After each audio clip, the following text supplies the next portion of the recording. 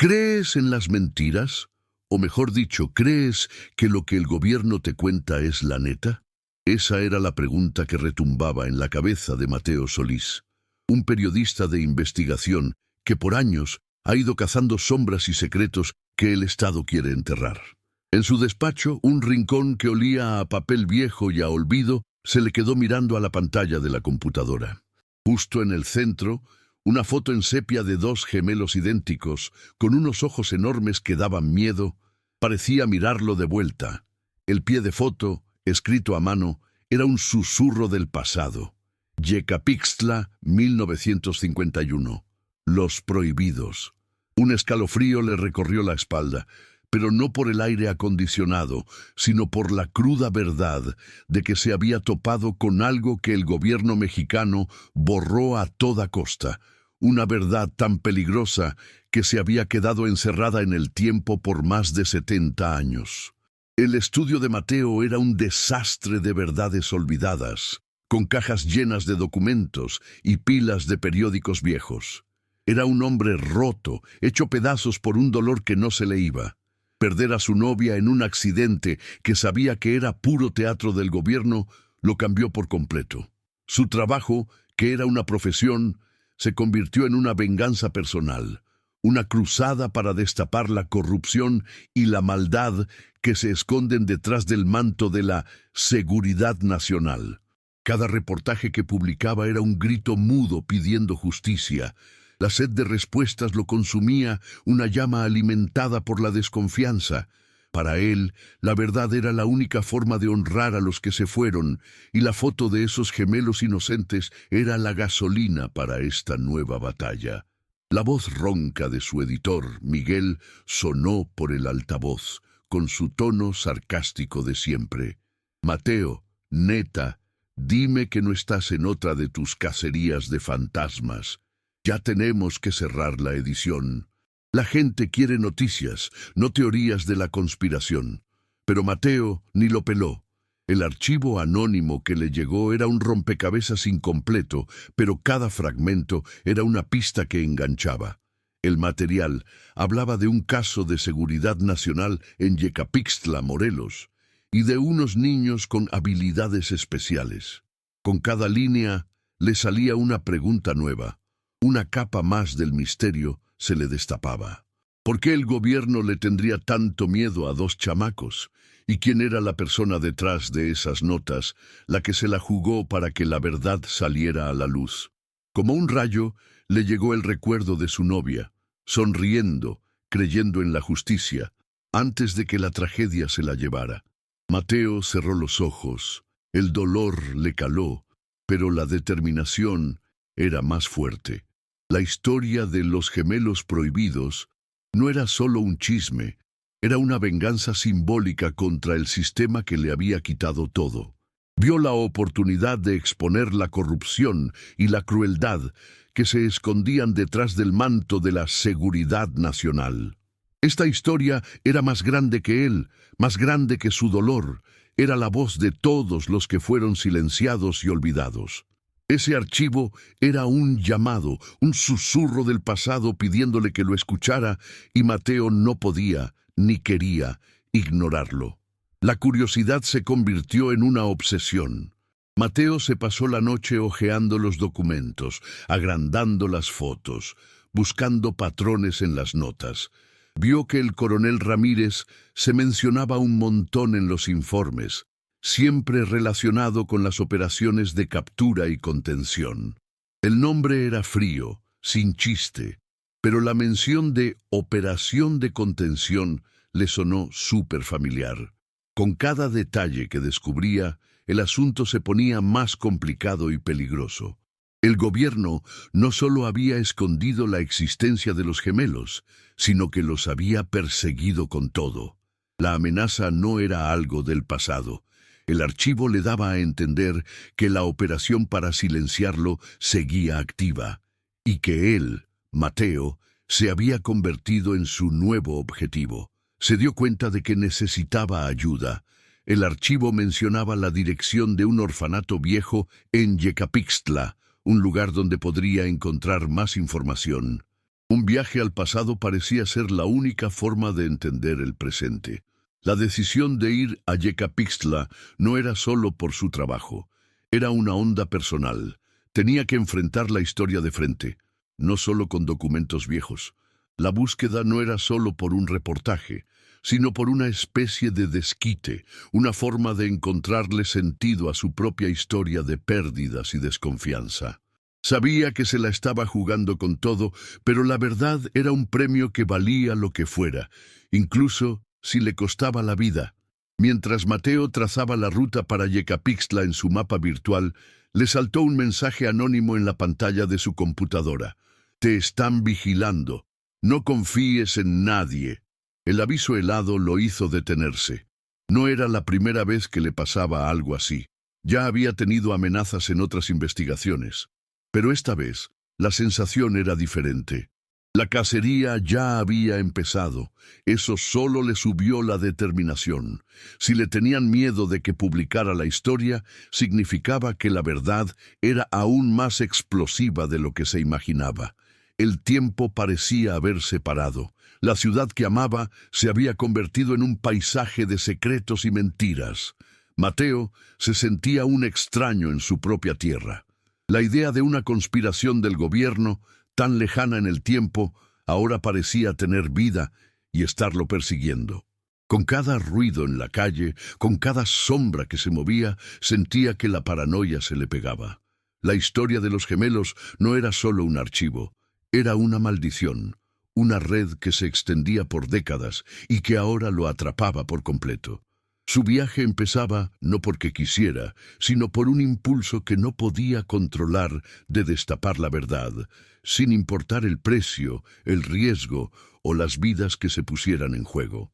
Si te está latiendo esta historia, suscríbete para no perderte ni una parte de la onda.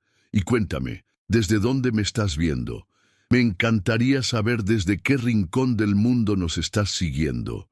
Con cada cosa nueva que se descubre, hay un nuevo peligro, y Mateo sabía que el camino era incierto y lleno de trampas. La historia de los gemelos prohibidos estaba a punto de ser contada de nuevo, pero él todavía no sabía si él sería el que la contaría o la próxima víctima. La noche cayó en la Ciudad de México, cubriendo las calles y los edificios con un manto de oscuridad y misterio. Mateo se levantó de la silla, sintiendo el peso de la información que acababa de tragar. El archivo en sus manos era más que un documento. Era una llave que podría abrir las puertas a un pasado oscuro y peligroso. Guardó los papeles en su mochila con la decisión ya tomada. Al día siguiente se iría a Yecapixtla. La búsqueda de la verdad empezaba ahí, en esa noche fría, con el sonido del viento silbando entre las rejas de la ventana, como un aviso de que su vida estaba a punto de cambiar para siempre. Estaba listo para la guerra, listo para lo desconocido, listo para enfrentar a los fantasmas del pasado. El viaje a Yecapixtla fue como una vuelta en el tiempo. El carro de Mateo, un sedán viejo y ruidoso, se movía por las carreteras que se veían como venas en un mapa, dejando atrás el paisaje gris y asfixiante de la Ciudad de México. Con cada kilómetro, el aire se sentía más limpio, el cielo más azul, y el paisaje se volvía un rompecabezas de campos verdes y plantaciones de caña de azúcar. El pueblo, famoso por su paz y su clima de eterna primavera, parecía un paraíso, lo contrario de su realidad en la capital. Pero Mateo no podía dejarse llevar por la belleza, porque sabía que debajo de esa calma se escondía la historia de los gemelos. Para él, Yecapixtla no era un paraíso, sino el centro de una conspiración que lo traía de cabeza. La belleza era una facha, una cortina de humo que el gobierno usó para esconder lo que de verdad pasó ahí. Mateo Solís era la cara de la desilusión. Su rostro, marcado por noches sin dormir y barba de una semana, contaba una historia de pérdidas. La más dura fue la de su novia, Ana, una abogada idealista que creía que la justicia era el pilar de la sociedad. Se había metido en un caso de corrupción que supuestamente terminó en un accidente fatal. La muerte de ella no fue el final. Para Mateo fue el principio. No lloró, se puso duro. El dolor se le convirtió en un motor, una búsqueda que no paraba para vengarse, no de personas, sino del sistema que él sentía que había matado a la mujer que amaba. Su terquedad y su desconfianza en el gobierno eran lo único que lo mantenía a flote. No solo quería destapar la verdad, quería desarmar las mentiras que los poderosos le contaban a la gente. El desmadre interno de Mateo era un dilema moral. Ya sabía que al seguir la pista de los gemelos estaba poniendo su vida y la de otros en riesgo, pero no podía parar. La búsqueda de la verdad se volvió más importante que su propia vida. Tenía un propósito. Cuando era joven, creía que el periodismo podía cambiar el mundo. Ahora lo único que quería era hacer justicia, su propia justicia. Le daba un miedo tremendo fallar, no poder honrar la memoria de Ana, no encontrar las respuestas que lo perseguían. Ese miedo era su punto débil, la fisura en su armadura y la razón por la que, muchas veces, actuaba sin pensar, sin importarle el peligro de sus actos. En Yecapixtla, el pueblo parecía haberse congelado en el tiempo. Las calles de adoquines, las casas coloniales y el sonido de las campanas de la iglesia le daban un ambiente de tranquilidad. Era un contraste cañón con la onda oscura de la investigación de Mateo. Estacionó el carro cerca del orfanato viejo, un edificio imponente y gastado por el tiempo. El lugar parecía abandonado desde hace años, con la hierba alta y las ventanas rotas, pero el letrero en la entrada, Orfanato de la Esperanza, seguía intacto. ¡Qué ironía! Mateo sintió un nudo en el estómago. Ahí era donde la historia empezaba, y chance, donde la verdad se revelaría. Con cada paso que daba, la sensación de que lo estaban viendo se hacía más fuerte. Una certeza silenciosa que no lo dejaba. Mientras le echaba un ojo a la fachada del orfanato, un viejito con los ojos cansados se le acercó. Era el jardinero, el último que se acordaba de las cosas que habían pasado ahí. Se llamaba José, y su voz estaba ronca como las hojas secas que barría. Era un personaje secundario, pero súper importante, porque estaba ahí cuando todo pasó. Aquí la esperanza se fue hace mucho, dijo José con una sonrisa triste, como si estuviera hablando de una persona. Mateo sintió una conexión inmediata con el viejito. José no decía mucho, pero cada palabra tenía un peso. Se convirtió en una fuente clave de información, un puente entre el presente y el pasado que Mateo se moría por entender. En un cafecito en la plaza principal, Mateo se encontró con Lucía Valdés. Ella era la fuente anónima, la archivista del gobierno. Era joven, con los ojos que reflejaban una mezcla de miedo y agallas. Le temblaba la mano mientras tomaba su café. Dijo que se la jugó por todo para que la verdad saliera a la luz, porque su familia había sido afectada por lo que pasó en 1951. Mi abuelo trabajaba aquí. Me contó algunas historias, pero siempre con miedo. Decía que el gobierno nos buscaría si se enteraban de que la historia de los gemelos no había muerto. Lucía era una aliada y una pieza clave en el ajedrez en el que Mateo se metió. Era la prueba de que la historia de los gemelos era más que un mito. Era una herida abierta, un trauma de generación en generación que todavía le afectaba la vida a la gente. Con cada palabra de Lucía, la historia de los gemelos se sentía más real. Confirmó que había registros oficiales que habían sido borrados o alterados. El gobierno mexicano había creado una operación de contención para callar a los papás y a los propios gemelos. Era una historia de crueldad y paranoia, donde el miedo a lo que no se conoce se convirtió en una razón para justificar cosas brutales.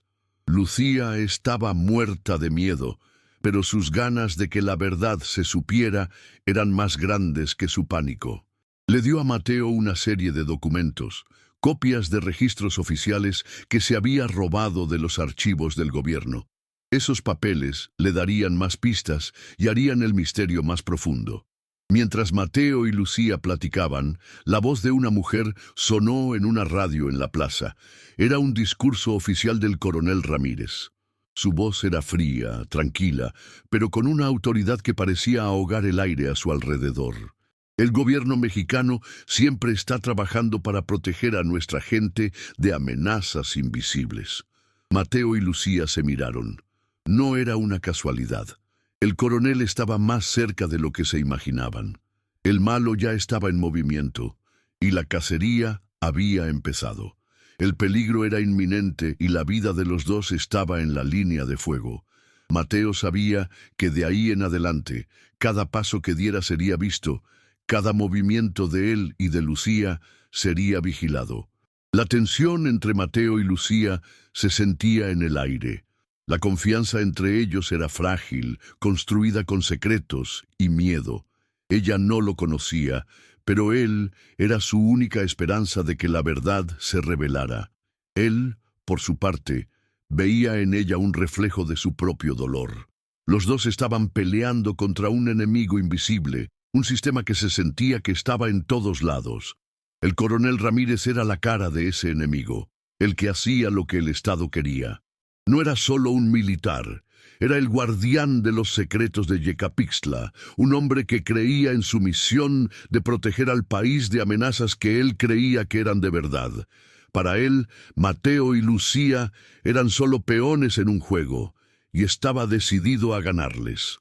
Al final del día, Lucía le dio a Mateo una última pista, una foto de una cabaña en el bosque con una nota que decía: «Aquí estuvieron juntos por última vez». Mateo sabía que la búsqueda de la verdad lo llevaría al interior del bosque de Yecapixtla. Tenía que enfrentar el pasado en su propio terreno. Tenía que entender qué había pasado en esos días de 1951. Qué hizo que el gobierno mexicano le tuviera miedo a dos chamacos. Se despidió de Lucía con un apretón de manos, una promesa en silencio de que no se detendría hasta que la historia fuera contada. El dilema de Mateo se puso más denso. Iba a un lugar peligroso, un lugar donde la línea entre lo bueno y lo malo estaba borrosa. La noche cayó y Mateo estaba de vuelta en su cuarto de hotel. La mochila estaba llena de documentos, su cabeza llena de preguntas. La foto de la cabaña en el bosque era su próximo destino. Sabía que el coronel Ramírez también lo estaría buscando. La búsqueda de la verdad era una carrera contra el reloj, y el que ganara se quedaría con el secreto de Yecapixtla para siempre. Mateo sintió el peso de su responsabilidad. No era solo un periodista, era un guardián de la verdad, y la vida de Lucía y la suya propia dependían de cada decisión que tomara de ahí en adelante.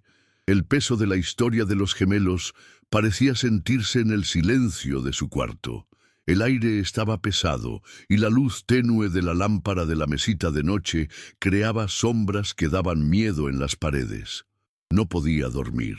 Su mente iba a 1000 por hora, tratando de descifrar los secretos en los documentos. Las notas de Lucía hablaban de habilidades psíquicas y de un experimento, pero no había detalles. Todo era vago, misterioso. No sabía qué se iba a encontrar en el bosque, pero sabía que no podía echarse para atrás.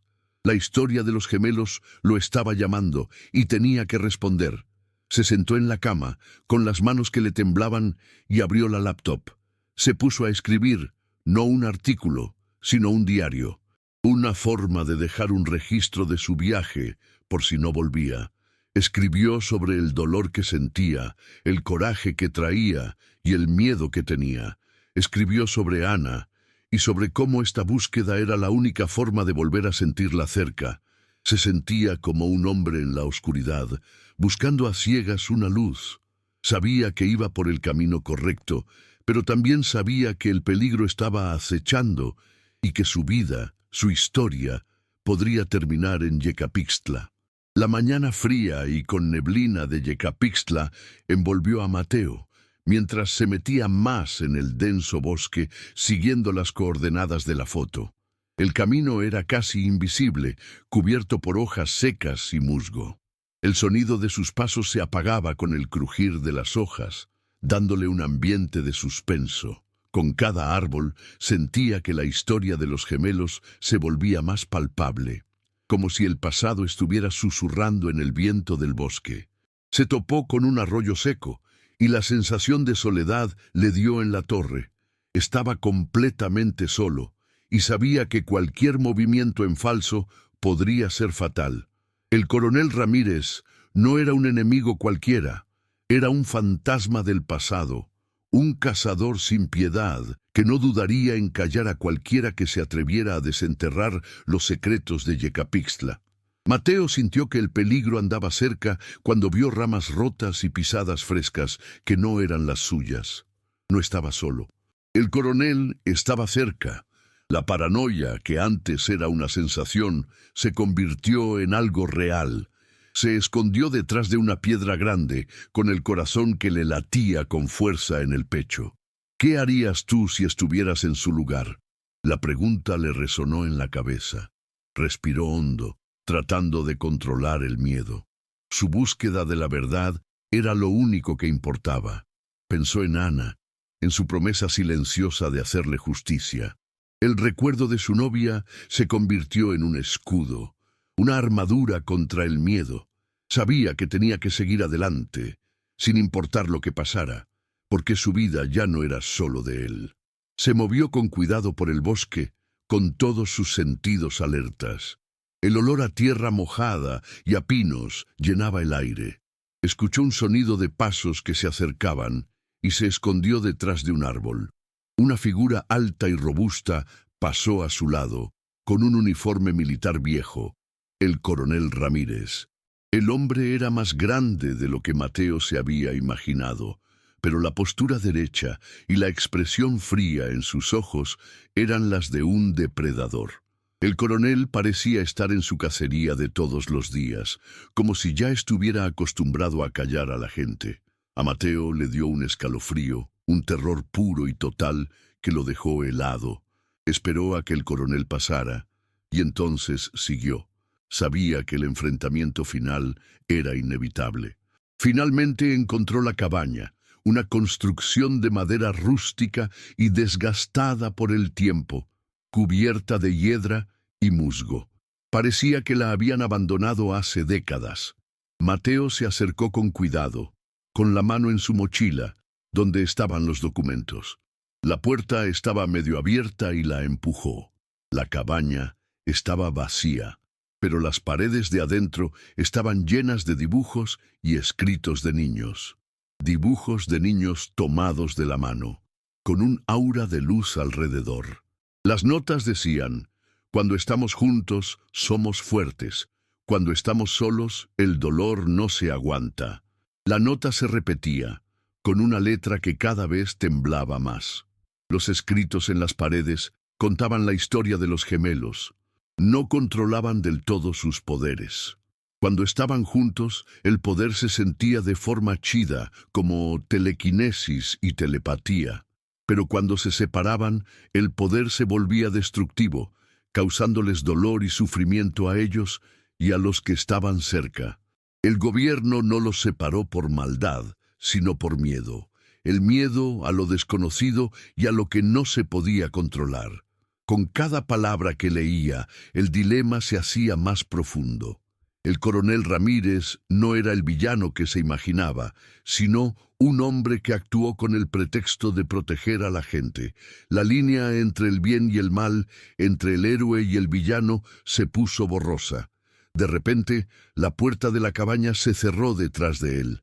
La luz se fue y la oscuridad se lo tragó a Mateo. ¿Qué buscas, señor Solís? La voz fría del coronel Ramírez resonó en la cabaña. Su figura salió de las sombras, como un fantasma del pasado. Cometió un error al venir aquí. Algunos secretos deben quedarse enterrados. Mateo sintió que le faltaba el aire. Estaba atrapado. Sabía que el coronel no lo dejaría salir vivo. Su vida estaba en la línea de fuego, y tenía que actuar rápido, porque se le acababa el tiempo. Mateo, con la voz temblorosa, le preguntó: ¿Qué pasó con los gemelos? ¿Por qué tanto miedo? El coronel sonrió, una sonrisa sin ganas. El miedo es la única forma de control. Sus habilidades eran una amenaza. La separación fue la única forma de garantizar la seguridad. Pero uno de ellos escapó y al otro lo convertí en uno de nosotros. La revelación fue un golpe. El coronel no solo persiguió a los gemelos, sino que los usó para su propio beneficio. La historia se puso más oscura y el dilema de Mateo se hizo más grande. El coronel no era solo un guardián del secreto, sino el que creó una nueva amenaza. Mientras el coronel hablaba, Mateo pensaba en cómo escapar. Sabía que el coronel no estaba solo. Sintió que la cabaña estaba rodeada. Necesitaba algo que lo distrajera. Miró los dibujos en las paredes y se le prendió el foco. Tiró una caja de documentos al piso, haciendo un ruido fuerte. El coronel se distrajo por un segundo y Mateo corrió a la ventana rota. Sabía que el coronel no lo seguiría de inmediato. Tenía unos segundos para escapar. Saltó por la ventana, sintiendo los vidrios que se le metían en la piel. Corrió hacia el bosque, sin mirar atrás. El enfrentamiento con el coronel Ramírez fue solo el principio. Sabía que el coronel no descansaría hasta que lo matara. Corrió sin rumbo, con la sangre que le escurría por la cara, las piernas que le dolían, pero no paró. Sabía que la vida de Lucía también estaba en peligro. Tenía que avisarle, pero no podía llamarle. Su teléfono estaba siendo rastreado. Tenía que encontrar una forma de comunicarse sin peligro. Pensó en una cabina de teléfono vieja que había visto cerca de la carretera. Era una esperanza flaca, pero era la única que tenía. Con cada paso pensaba en Lucía. Era una fuente anónima, pero para él era una amiga, una aliada, una compañera de guerra. Se sentía responsable por ella. La había puesto en peligro. Tenía que protegerla. Su dilema moral se hizo más profundo. Estaba en un peligro constante, pero no podía rendirse. La historia de los gemelos era más que una nota. Era un asunto de vida o muerte. Su vida, la vida de Lucía y la verdad. Tenía que encontrar una forma de exhibir al coronel y su plan. Cuando por fin llegó a la cabina de teléfono, marcó el número de Lucía. El teléfono sonó un rato, pero nadie contestó. La desesperación se le metió. Le llamó a su editor, Miguel, y le dijo que fuera a la casa de Lucía. Anda tras ella. Protégela, Miguel, por favor. Miguel, aunque era sarcástico, era un buen tipo. Era la única persona en la que Mateo confiaba. La llamada se cortó, y Mateo se sintió impotente. Sabía que el destino de Lucía estaba en manos de Miguel. Solo podía esperar que fuera suficiente. Mateo sabía que necesitaba más pistas. Pensó en los documentos que traía en la mochila. Había un sobre con un sello del gobierno viejo que no había abierto. Abrió el sobre y una foto se le cayó a las manos. Era la foto de un hombre de mediana edad, con unos ojos que se le hacían extrañamente conocidos. El nombre en el pie de foto era Gabriel. La nota decía, está en todos lados. A Mateo se le puso la piel de gallina. La foto de Gabriel se parecía a la foto de uno de los gemelos. Ese era el gemelo que el coronel dijo que se había convertido en un agente infiltrado. Gabriel era la pieza clave, el eslabón perdido en la historia de los gemelos. Pensó en la frase del coronel. Uno de ellos escapó y al otro lo convertí en uno de nosotros. Pensó en su propio pasado, la tragedia que lo marcó, la pérdida de Ana. Sabía que la historia de Gabriel era un espejo de la suya. Gabriel era un hombre que perdió a su hermano y en su dolor se convirtió en un arma del gobierno. El dilema de Gabriel era el suyo. ¿Qué harías si lo perdieras todo? ¿Qué harías si te convirtieran en un arma? Mateo sabía que necesitaba ayuda. Estaba en una carrera contra el reloj. El coronel Ramírez andaba tras él y tenía que encontrar a Gabriel antes de que lo callaran. Su viaje estaba lejos de terminar. Era un hombre con una misión, un hombre que no podía rendirse. Su búsqueda de la verdad era lo único que lo mantenía a flote, y sabía que la verdad, por más dolorosa que fuera, era la única forma de encontrar la paz. Se sentó a la orilla de la carretera, mirando al horizonte. La noche estaba cayendo y el pueblo de Yecapixtla parecía un fantasma, un pueblo lleno de secretos y mentiras. Sintió el peso de su responsabilidad. Era el guardián de la verdad y tenía que proteger la historia de los gemelos. Pensó en su próximo movimiento. Tenía que irse a la Ciudad de México, al centro del poder, al lugar donde la verdad fue enterrada. Tenía que encontrar a Gabriel. Tenía que exhibir al coronel Ramírez. Tenía que hacer justicia. Su viaje apenas estaba empezando y estaba listo para la batalla. La tensión era palpable. Sabía que el coronel no se detendría. Era un depredador y Mateo era su presa. El coronel sabía que Mateo tenía la prueba y haría lo que fuera para recuperarla. Sabía que la vida de Lucía estaba en peligro y se sintió culpable. Era un hombre solo en una guerra y sabía que necesitaba aliados, pero no sabía en quién confiar. Pensó en Miguel, su editor, su amigo.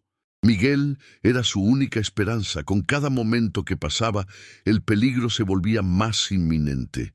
Estaba en un peligro constante, pero no podía rendirse. La historia de los gemelos era más que una nota, era un asunto de vida o muerte. Su vida, la vida de Lucía y la verdad. Tenía que encontrar una forma de exhibir al coronel y su plan. Tenía que hacer justicia. Se levantó y se puso a caminar hacia la Ciudad de México. Su viaje apenas estaba empezando y estaba listo para la batalla. El ambiente oscuro de la noche se convirtió en un escenario para su viaje. Las luces de la ciudad, que se veían tan lejanas, eran su única esperanza. Caminó por horas, con la mente que iba a 1000 por hora, pensando en cada paso que había dado y en cada paso que todavía tenía que dar. Pensó en las notas de Lucía, en las fotos de los gemelos, en las palabras frías del coronel Ramírez. Estaba en un laberinto y tenía que encontrar la salida. Con cada paso, sentía que la paranoia se le pegaba. Miraba las sombras, imaginando si el coronel estaba cerca. Sintió el olor a humo de un cigarro y se escondió detrás de un carro. Estaba viviendo en un estado de alerta constante, pero no podía rendirse. Estaba en una misión y tenía que cumplirla. Era el guardián de la verdad y tenía que protegerla sin importar lo que pasara. Llegó a una fonda de carretera y se sentó en una mesa, con la cara escondida en su gorra. Pidió un café y se sentó, con las manos que le temblaban, pero la mente enfocada. Pensó en su próximo movimiento. Tenía que encontrar a Gabriel, el gemelo que el coronel convirtió en un arma. Sabía que Gabriel era la pieza clave. Era el único que podía destapar el secreto de Yecapixtla. Era el único que podía darle las respuestas que tanto buscaba. Miró la foto de Gabriel y pensó en su historia. Un niño, separado de su hermano, convertido en un arma. Se preguntó si Gabriel todavía se acordaba de quién era, si todavía tenía su humanidad. Se preguntó si podría ayudarlo. Sabía que el peligro estaba acechando, pero no podía rendirse. Era un hombre con una misión y tenía que cumplirla, a como diera lugar. Se levantó y pagó el café. Su viaje estaba lejos de terminar. Tenía que irse a la Ciudad de México, al centro del poder, al lugar donde la verdad fue enterrada. Tenía que encontrar a Gabriel. Tenía que exhibir al coronel Ramírez. Tenía que hacer justicia. Su viaje apenas estaba empezando y estaba listo para la batalla. ¿Qué harías tú si estuvieras en una situación así? Mateo regresó a la Ciudad de México con una urgencia renovada. La paranoia lo seguía, pero ahora tenía un nombre, un rostro: Gabriel. El gemelo que, según el coronel Ramírez, se había convertido en un arma del Estado. La búsqueda de Gabriel se volvió su única prioridad. Sabía que el enfrentamiento final era inevitable. Usó sus contactos para dar con la dirección de Lucía y la encontró en un depa seguro que le consiguió Miguel. La archivista estaba muerta de miedo, pero sus ganas de que la verdad saliera a la luz eran más grandes que su pánico. Le reveló a Mateo que el coronel Ramírez era el líder de una facción clandestina del gobierno que usaba a personas con habilidades especiales para proteger los secretos del Estado, un grupo conocido como la Orden. Lucía le soltó a Mateo un secreto que le dio en la torre. Ella era hija de Gabriel, del gemelo que se convirtió en agente del gobierno. Su vida era un espejo de su dolor. No lo conocía, pero su papá, el guardián de los secretos, era el mismo hombre al que su mamá le tenía miedo. Su vida era una mentira que el gobierno creó para protegerla. Pero no quería que la protegieran, quería la verdad, quería justicia. El dilema de Lucía era el mismo que el de Mateo. Se sintió traicionada, usada, se sintió como un arma en las manos del gobierno. A Mateo se le hizo un nudo en el pecho. La historia de Gabriel era más complicada de lo que se imaginaba. No era solo un gemelo, era un padre, un hombre que perdió a su hermano y en su dolor se convirtió en un arma del gobierno. Su historia era una tragedia, una historia de amor, pérdida y traición. Mateo se sintió conectado con Lucía. Los dos estaban peleando contra el mismo enemigo, el mismo sistema que les quitó todo. Se convirtieron en aliados, no porque quisieran, sino porque no les quedó de otra. Su viaje se volvió el viaje de los dos. Lucía, con lágrimas en los ojos, le dijo a Mateo que su papá, Gabriel, todavía tenía una conexión psíquica con su hermano, el otro gemelo que había desaparecido.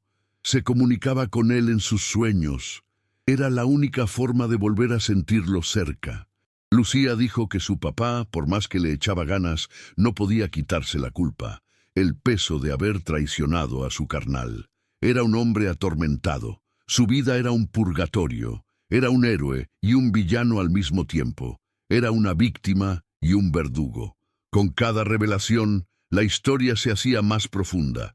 El coronel Ramírez no era el único enemigo. El mismísimo Gabriel era un enemigo.